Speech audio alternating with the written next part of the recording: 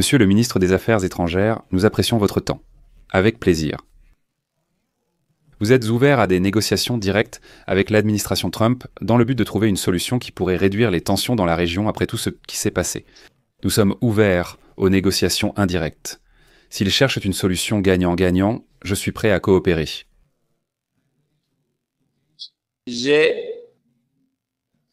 Je veux dire que nous sommes prêts à prendre toutes les mesures nécessaires pour renforcer la confiance. Les mesures nécessaires, 300. Pour prouver Que le programme nucléaire de l'Iran est de nature pacifique et le restera toujours, et que l'Iran ne possédera jamais d'armes nucléaires.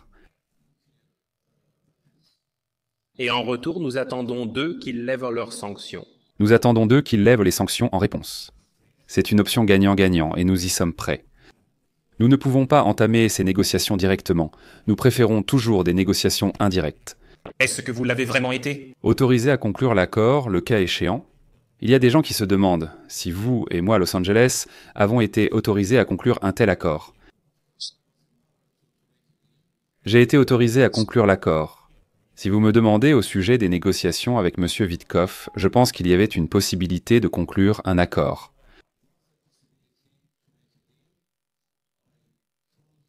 J'ai clairement fait comprendre à plusieurs reprises à M. Witkoff que si le but de ces négociations était d'aboutir à un accord selon lequel l'Iran s'engage de façon permanente à ne pas fabriquer d'armes nucléaires, alors cet accord... Mais s'il veut nous priver de nos droits légitimes, y compris le droit à l'enrichissement, cela n'arrivera pas. Droit légitime, y compris l'enrichissement. Mais pourquoi? Pourquoi ne pas importer de l'uranium enrichi, comme le font d'autres pays dans le cadre de l'accord? Pourquoi ne pas le faire exactement comme ça? Parce que c'est une réussite scientifique que nous avons accomplie nous-mêmes. Pourquoi importer ce que nous pouvons produire nous-mêmes? Parce que vous dépassez le pourcentage établi, vous atteignez 90 ou... 60%. Et non pas 30. 5. Non, non, non. Nous n'atteindrons jamais 90%, nous visons toujours un niveau inférieur à 5% pour la production de combustible destiné aux centrales nucléaires. Nous avons également enrichi de l'uranium jusqu'à 20%, car nous avons un réacteur de recherche à Téhéran, appelé le réacteur de recherche de Téhéran. Ainsi, nous enrichissons l'uranium pour nos propres besoins. Un jour, nous avons porté l'enrichissement à 60% après un acte de sabotage dans nos installations nucléaires. Et alors, vous savez, nous sommes montés à 60%. Mais à ce moment-là, j'étais le négociateur. J'ai dit à nos interlocuteurs que nous réduirions immédiatement ce chiffre si un accord nucléaire était conclu. Monsieur Ministre Des Affaires étrangères, quelle est l'ampleur des dégâts causés au programme? d'enrichissement de l'uranium. Après ces attaques, nos installations? Notre... L'installation a été gravement endommagée et les dégâts sont en cours d'évaluation par notre organisation de l'énergie atomique. À ma connaissance, les dégâts Sont graves. Le matériau enrichi a-t-il déjà été conservé et est-il disponible? Est-il disponible? Notre organisation de l'énergie atomique est désormais responsable, mais je n'ai pas plus de détails à ce sujet.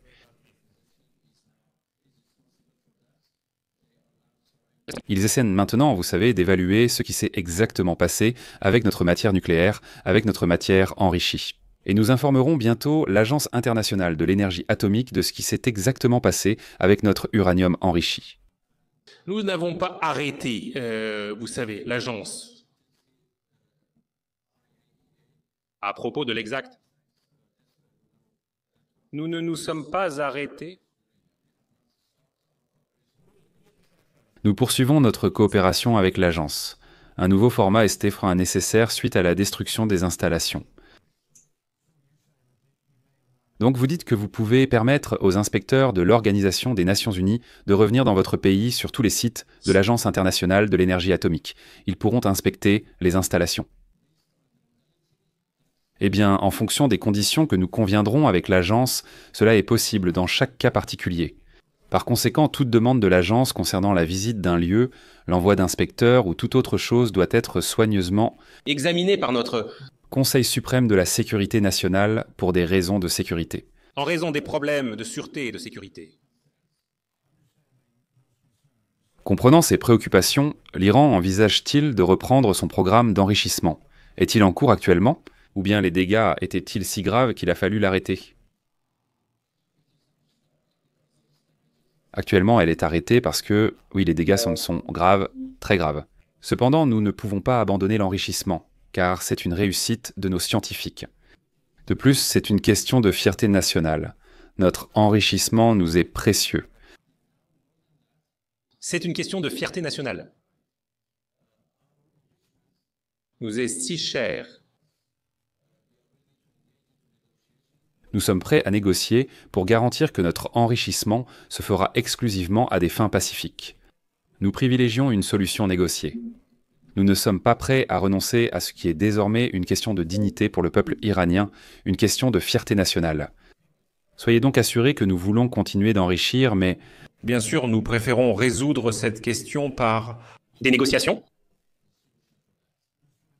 Monsieur le ministre, avec tout le respect que je vous dois, il est évident que non seulement les États-Unis, Israël et d'autres dirigeants mondiaux s'inquiètent des points du programme d'enrichissement.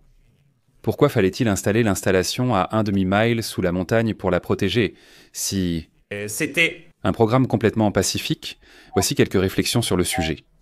Deuxièmement, le président Trump a déclaré que Sans hésiter, il lancerait de nouvelles frappes. si l'Iran tente de reprendre Son programme d'enrichissement. Alors, quelle est votre réponse au président Trump? En raison des menaces constantes d'Israël et des États-Unis, par le passé, nous n'avions pas d'autre choix que de protéger nos installations, nos matériaux et nos scientifiques.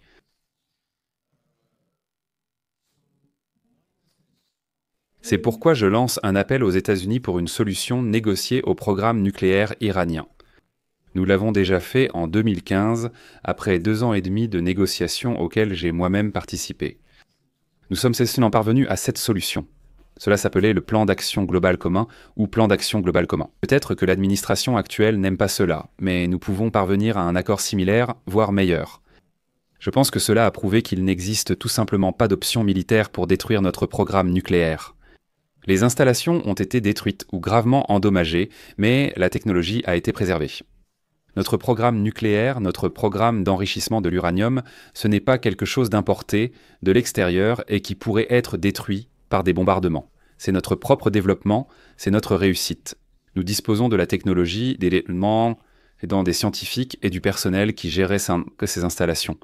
Les bâtiments peuvent être reconstruits, les capacités de production rétablies et les machines peuvent être remplacées, donc. Parce que la technologie existe. Je pense que l'attaque récente a prouvé qu'il n'existe pas d'option militaire pour notre programme nucléaire, mais je vous le dis. Il existe une option de négociation. Une solution négociée à notre programme nucléaire. Nous l'avons déjà fait une fois et nous sommes prêts à le refaire.